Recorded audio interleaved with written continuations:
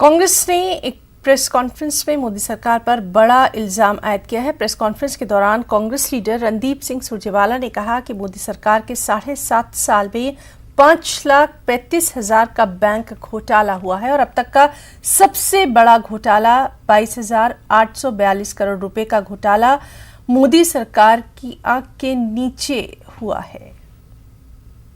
बड़ा बैंक घोटाला 22,842 करोड़ रुपए का मोदी सरकार की नाक के नीचे और उनकी प्रत्यक्ष और परोक्ष सहमति से घटित हुआ है।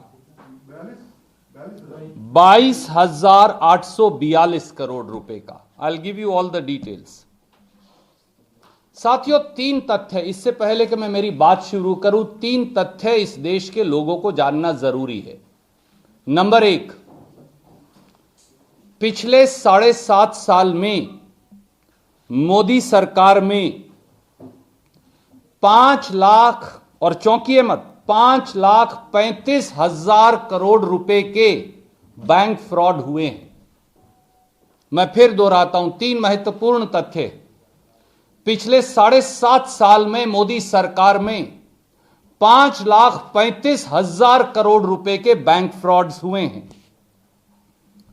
पिछले 7 साल में मोदी सरकार में बैंकों ने देश के लोगों की 8,17,000 करोड़ रुपया राशि बट्टे खाते में डाल दी है।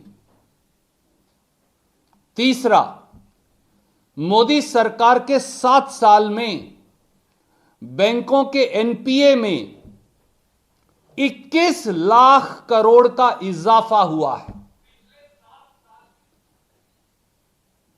The 3 indelible facts which reflect the gross mismanagement of the banking system, holding the banking system captive to bank fraudsters, the initiation of loot and escape flagship scheme for bank fraudsters by the Modi government is writ large.